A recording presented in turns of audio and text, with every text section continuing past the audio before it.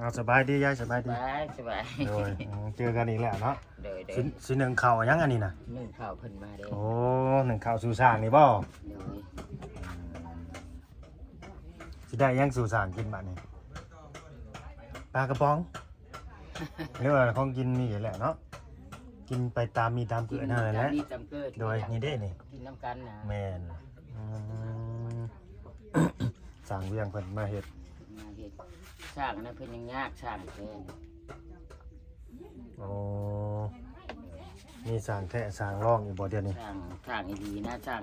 ตัวใหญ่ โดย ยาก อ๋อดังแล้วแหละยายเฮ็ดเวียกจะเลิก จักหน่อยเด้อมาเข้าเพิ่งเจอแล้วจักหน่อยจักหน่อย จะไปมาใช้กะใหม่นี่ เก็บเอาต้นปอกนั่นแหละ โอ้ ดังอันนั้นมาเป็นเดือนปลายเลย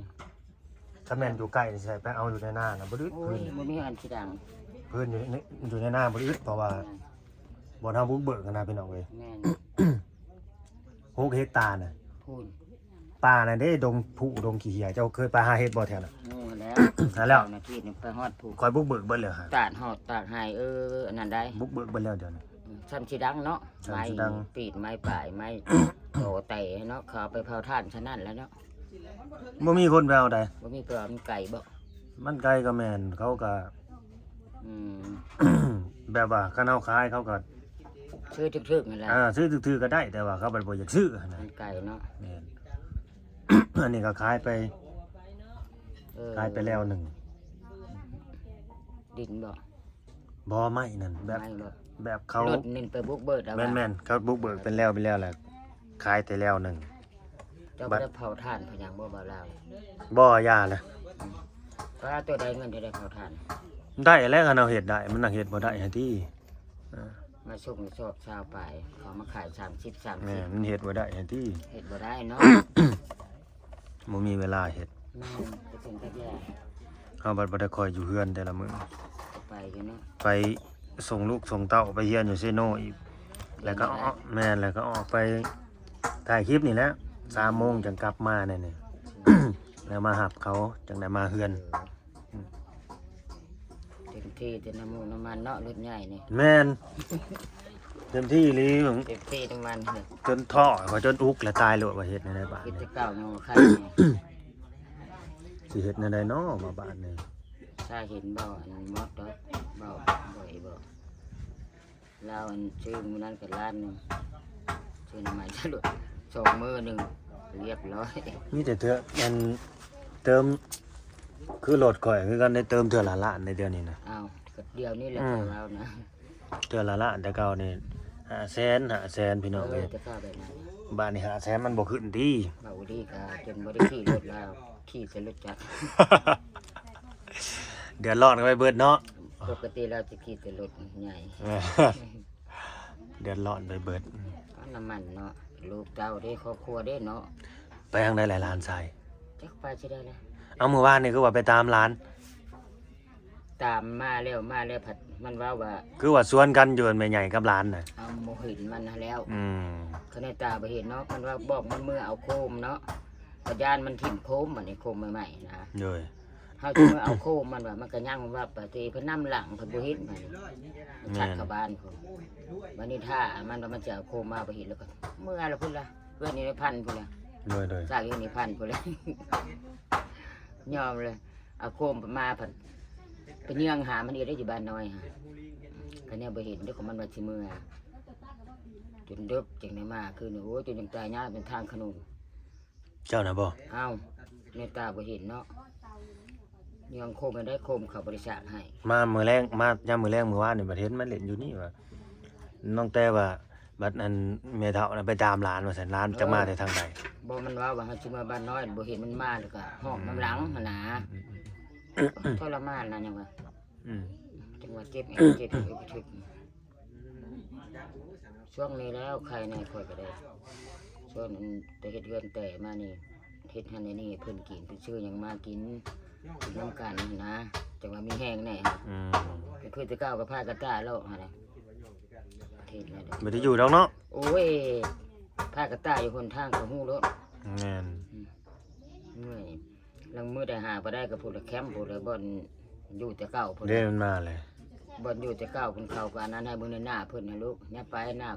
พอลาวได้เพิ่นหายเดี๋ยวเพิ่นลงวัดตลอดเห็นบ่บ้าเวรเมื่อยนำ เป็นได้เมื่อคืนนี่ลูกหลานเงียบบ่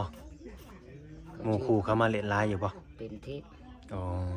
เขาชื่อตู้ชื่ออยากมาเปิดเขาม่วนชื่อเลย กระม่วนเนาะ เอา ปตีกันแหล้ววัยรุ่นแน่ วัยรุ่น โดยมันก็สิม่วนก็สิครบสิงันกันแน่แหละเพื่อนๆ มั มัน นนั่นแหละครับค่อยบ่ได้ชมเรื่องเขาฉะนั้นมันก็ยากเขา เจ้าก็นอนรับอยู่บ่ มันก็บ่รับแล้วเนาะเว้า จนเขาเลิกอู่แล้วเนาะอ่าย ากเขาดอก โดย เพื่อนชานเขา แม่น เขาก็เด็กน้อยเด็กเล็ก แม่น ตัวม่วนนั่นแหละ เฮากับผู้เฒ่าแหละเนาะ เอา ก็บ่ถือสาลูกหลานแหละ สิชม เฮิงๆโดย เรื่องเขา แม่นมันก็ดีตัวมันจังบ่เงียบบ่เหงาแม่ใหญ่เนาะ แม่ เด็กจะอยู่ผู้เดียวเงียบๆแล้วจักเสียงหยัง แม่ กอกๆแกกๆอยู่อันนี้มีคนเฮาก็บ่ย้านเฮาก็อุ่นน้ำเขาแน่ กินก็อยู่น้ำเขาแล้วคือมันจนดึก อ๋อ อันนี้ก็จนดึก อืม ห้องอยู่ห้องลงมามันทางบ่มานะ อืม นั่งอย่างนี้แล้วเบิ่งเขาค่อยเบิ่งอยู่เด้อ อืม ก็เต็มอยู่เขาก็บ่ได้อันนั้นดอกเขาเปิดตู้เปิดหยังร้องร่ำเขาละหมู่คู่เขาเนาะ แม่น เขามาลิ้นมานั่งกันขึ้นเฮือนขึ้นชานใหม่ไปตีเขาบ่ได้เว้าดอก แม่น มันเฒ่าแล้วว่ามันกระเดียกกระโดดพิลึกพิล่ามหลายกะ จังว่าอีกเรื่องหนึงเนาะ สิโตเอ้ยนั่นอันนี้บอกเขา อืม นอนลงแน่นั่นอันนี้น่ะยา ได้ก็ได้ หารเนาะว่าเขากับผู้หนึ่งนะ แม่น รุ่นเฮาสิไปอันนั้นบ่ได้เขาทางใช้ได้เต็มที่ได้เล็กน้อยของมันก็คือรุ่นนั้นนะ เลย เขาก็สิเป็นเพียงก็บ่ถือกันมีเพียง แม่นเขาถือกันแล้วบ่มีปัญหาหยัง กั เนาะ นเบิดนะที่มีปัญหาเพียงเขาถือกันดีกันแล้วว่าน้องหัวม่วน อืม จะไปกินชื่อเดียวกินละหัน แม่น แต่เช้ามันก็คั่วไข่จุดที่สองก็ปิ้งกบตำจุดที่สามแล้วแกงหน่อไม้ สามสุดแล้วบ่นี่ อืม โอ้ กิน เขา เลย เขาก็กินดีเตะ อืม อ้าวกินดีดอกเราหมดทิ้ง เจ้าได้จะกินข้าวกันยังเลยแต่เช้ามัน ไข่เบิดกินในนั้นกินเพียงกินปองปลา อืม จ้ำสองคำหนึ่งน้ำประเทศ ตอนเที่ยงนี่ยังเนาะ บ่ประเทศยาก กินข้าวแซ่บอยู่บ่ยายเจ้าก็ดิ บ่ขาดวิตามินบ่ได้กินเฮ็ดกินยาเพียงแต่ก็เอาไปซักยาน้ำมันนี่ บ่ได้กินวิตามินบ่เจ้าก็ดิ โอ้ยมันบ่มีเงินซื้อ ผู้เฒ่านี่ต้องกินวิตามินแน่ วิตา เนาะ มินนี่แหล้วมันหางยา อืม ดีประดงประเด็งบ่มีจังหวะขอน้ำบอกอันนี้กินนี่แสนหนึงบ่บ่อยจะไปซักยาน้ำเกลียวอ่อน อืม เกี่ยวในบ้านนั่นแหละ กินบ่ ซักยาแต่เดือนหลังนั่นก่อนเพิ่นยาวิตามิน2เข็มบ่เอาไว้ให้แม่ เจ้าก็กินอยู่บ่หมูหยองนี่ โอ้ยหาก็เห็นมื้อนี้บ่บ่อยเอามาให้กินนี่ บ่หมดบ่บ่ดอง บ้าหยัง บ่หมดบ่หมด บ่ชื่อห้องยาโพดชื่อลาว บามอดบ่ครับ ตัวบ่บ่ บ่หมด บ่เทือกอีกตัวหมอบ อดบอดบอดบ่าว ตัวบ่อะไร อ้ายบ่าวโอลินะบ่ นายบ่าวโอลี่อันนี้ แม่นที่เอามาให้นี่ได้ โดย ว่าจะว่าบ่าวบอยเขาเราว่า เจ๊ ผู้ใด นั้นเจ๊กรมบุรีเพิ่นฝากมาแล้ว โดย ก็บ่อยซื้ออันนั่นอันนี้เลยมาให้แล้วก็บ่อยซื้อเอาแต่อันนี้กระป๋องปลา เอาไปกินกับข้าวเด้อหามทิ้ง มาให้ ทิ้งเอ้ย รับน้ำเมื่อกี้ เอาไปกินกับข้าวเด้อจะไปกินดี ว่า ดอก เนี่ยเขาก็เล่นน้ำลูกดาวตลอด หึ ว่าแล้วก็เล่นน้ำดาว อันนี้ว่าตัวว่าวฮะเล่นน้ำลูกใช่ ก่อน แม่เอ้ยนี่อันอ้ายอันหนึงมาเพิ่นว่ามีลูกเราอีกเพิ่นผู้ใดบ่จักมันว่าเขาเจ้ามาไปสังคำมือเลยสิตัวยังเฮานี่ลิ้นนำมันว่า อืม ง่ายเติบว่าพุ่นล่ะบ่ 4 ปี4 ปีไป มีแค่เนาะจักคนว่าขอโทษนั่นได้บ่ล่ะเว้ย 2เด้เอื้อยมันก็15ปีเนาะมันก็4 ปีไป อ มันเล่นรถน้ำอ้ายทิ้งมันอยู่ใส่เลยรถมาหั่นเด้ครับมาญาติกันอยู่นี่กับน้องทำว่า ค่อ นี่ ยแล้วว่าทราบเขาเห็นเจ้าลงวัดลงว่าข้อยว่าเจ้าบ่ทันได้ลูกได้ ได้แล้ว2คนน่ะ 14-15ปีแล้วเนาะลูก ก็มานำกันเนี่ยนี่ เอ ก็นั่งอยู่ มึงคือเมื่อเพิ่นบ่ได้มาเมื่อเพิ่นบ่เมื่อ บ่อืม อยากอยู่ในไม้ทิ้งบ่ ติดเด็กน้อยไปเฮ็ดเวียกช่วยลุงเวียงเด้อลุงเวียงไอ้กกหมู่บ่าวบ่าวเฮ็ดผู้ที่สี่น้องบ่าวเวียง อืม บ่าวอูลี่ไอ้ผู้ที่หกจะขึ้น อืม ง่ายนุ่งได้อันนี้ แม่นบ่ บ่าวเวียง เป็นอ้ายลูกโกกละบ่อ่า ค่อยก็ตอนนั้นค่อยอยู่พุ่นค่อยก็ไข่ในตอนนั้นตอนพ่อเพิ่นเสียตอนเฒ่าเสียคงให้บ่ได้มาข้อย เจ้าอยู่ไสตอนน่ะอยู่ผู้บ่ อยู่พุ่น อ๋อ ผู้บ่เจ้าว่าเขาจ้างเงินนำเงินเดือนบ่แม่นอยู่หากิน แม่นแหละเฮาบ่มีเพิ่นอยู่กันเซาเนาะ เขาจะอยู่เขาก็ให้อยู่เขาก็บ่ได้อันนั้นแต่เราค่อยเข้าแล้วเบิ่งให้เขาแน่ กูมื้อนี้อยากก็ไปอยู่บ่ บ่ได้สู้ไปนะ เขาก็บ่ได้ถามถึงบ่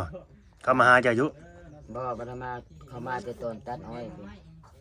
เราเที่ยวมาเอาผ้านำบ่โอ้ย ย่านว่ามาถามเบิ่งว่าโอ้ยายเนี่ยเราเฮ็ดหยังเราอยู่จังใด อืม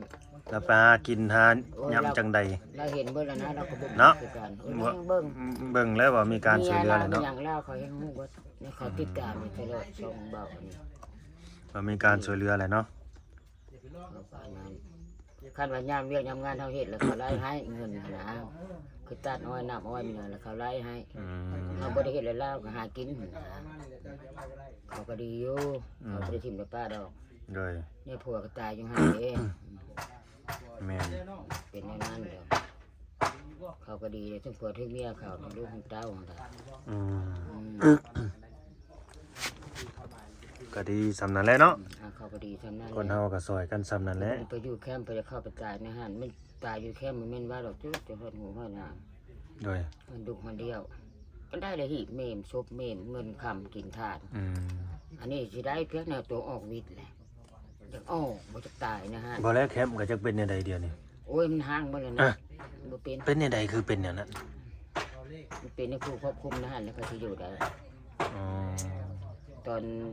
แต่เท่าเราตายก็เห็นบ่ห่างไปเบิดเลย แน่น มีเฮ็ดคนเลย จ้างเป็นเนาะ โอ้ยบริหารกันบ่ได้นะก็เชื่อแล้วก็ได้ ที่เขาตั้งเสาสำหรับขึ้นนี่ก็จะตั้งเสาไว้อยู่ซื่อเนาะ ไปซื่อ อ่า ๆ ดำเนินการต่อบ่ได้ สิ ครับ เฮ็ดแต่ปีนั้นปีเท่านี้สิอันเสียพุ่นว่าสิเฮ็ดบัดนี้เขาเราออกไปเฮ็ดเส้นทางของเฮาบ่มาก็มาก่อนมี4คนนึงนะพ่อแล้วก็แม่ผัวเมียลูกผู้หนึงแล้วก็กับแม่ยามผู้เดียวแต่แรกเท่านั้นนะที่นี่ใครอยู่นะสำห้างนั่นแหละครับคือว่าได้อันผู้อยู่กันก็ แต่ว่าเขาจ้างคนเผาตีเดียวนี่อยู่นะฮะ นี่จ้ะ มียามตี ยามมาแล้ว เขาก็มีเงินเดือนกินคือกันนะเท่านั้นนะ ยามรถยามล้างอะไรเนาะ ไอ้น้องมันก็พวกเป็นหับบริหารนะฮะกับบ่แม่นผู้อื่นแบบว่า เป็นลูกเอ้ยลูกน้องกับหัวหน้าของท่านเด้ อืม ถ้าเป็นท่านเราก็หักฝ่ายโนธาเพิ่นผู้เขาไปเฮ็ดท่องเฮ็ดทางเขาบ่ได้กลับเข้ากับคนก็ไปร้ายเพิ่นบอกคำผมคนเก่าฮะแต่ อื กี้ ม นะ เขาขึ้นไปทางนั้นเนาะ เขาออกนี่เด้เขาออกแต่ตอนบ่ทันนี้แต่ท่านก็บักหลายคนหนึงเขาออกมา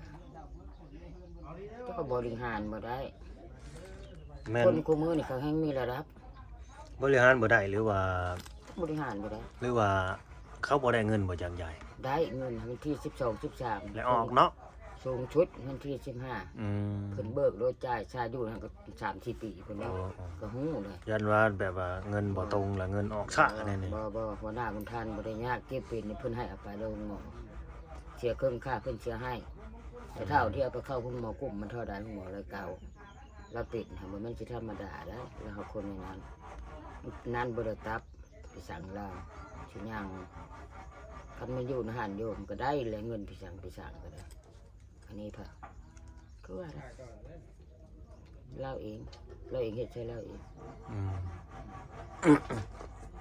แนวห่าง โดย กระสร้างมันออกยาเองผ่านไปแล้วเนาะเฮาวิทย์มาแล้วในจุดนั้น ผู้ทรมานใครวันนี้คือเฮาหาคือลูกคือเมียหันคือเมียบอกบ่พังห้ามบ่พังไปสั่งกันโอ้ยไผก็ฮู้ก็ดอกคันผัวเฮ็ดไรเหตุการณ์ยามมันได้ไปหาหน่อไม้และข้าวกินนะว่าไป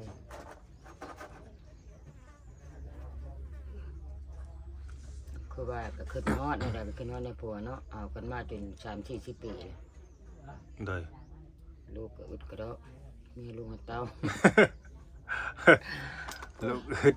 อึดดีเลยเท่ามากพี่จำ โดยจังหู้เนาะว่า อ้าวจัง เฮาบ่มีลูกมันเป็นแนวใดเนาะ จักบ่ได้จัก10คนอยู่ แม่น คือว่าแล้วมันทุกข์คือเก่าก็คือเก่าเฮาบ่มีอันจุกนิ้วเขาเนาะ โดย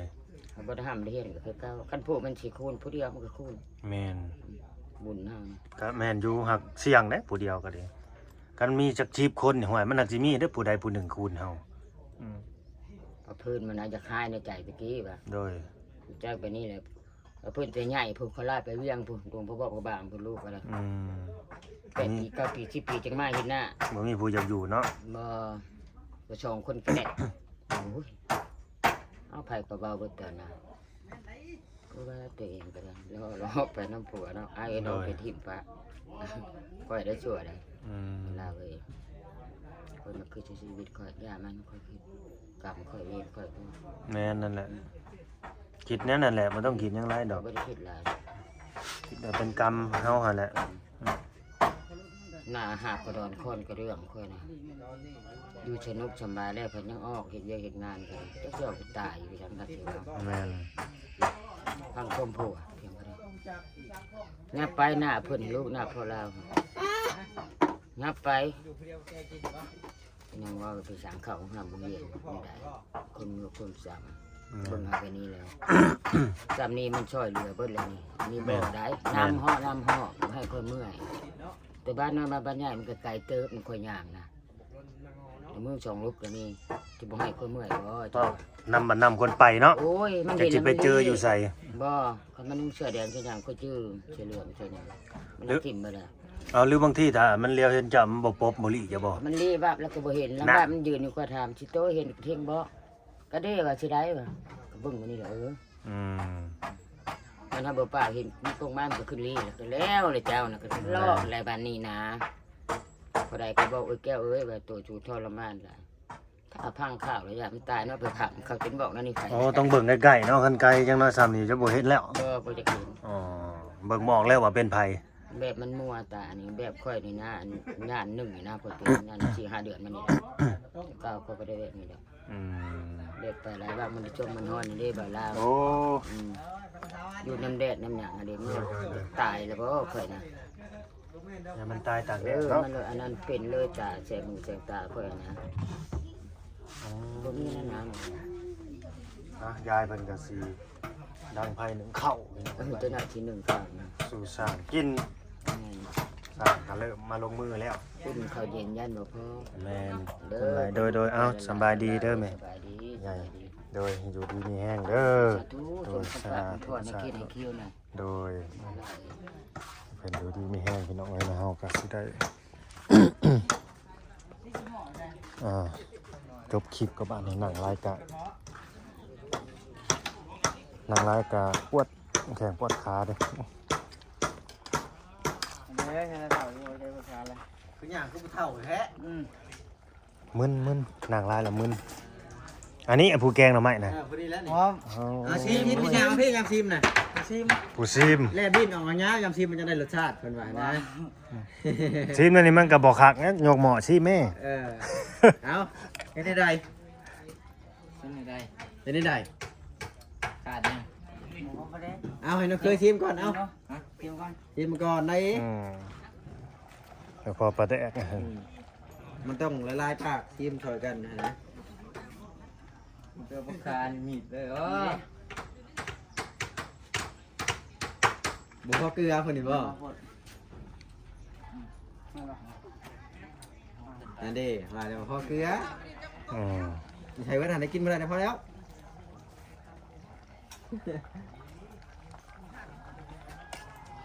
ผู้เอาผักคะมาแล้วมาเร็วผักคะมาแล้ว ผักมาแล้วก็น้อยแท้น่ะ ผักเน่า สะอม เน่าเฮ้ยชิมดู ชิม ยังบ่ได้ชิม หมอนวด หัวหมอนี่เนาะ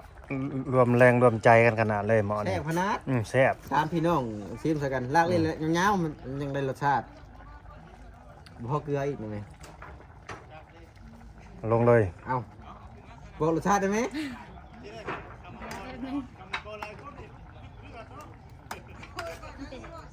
สร้าง ยั ลาย ง ก็ คือ บ่ บ่พากันเขาลนหมอผู้ ดินหม้ออยู่บ่ได้เขาโดนเขาบ่ติดหม้อ อืม กินไปไปหมอเนาะ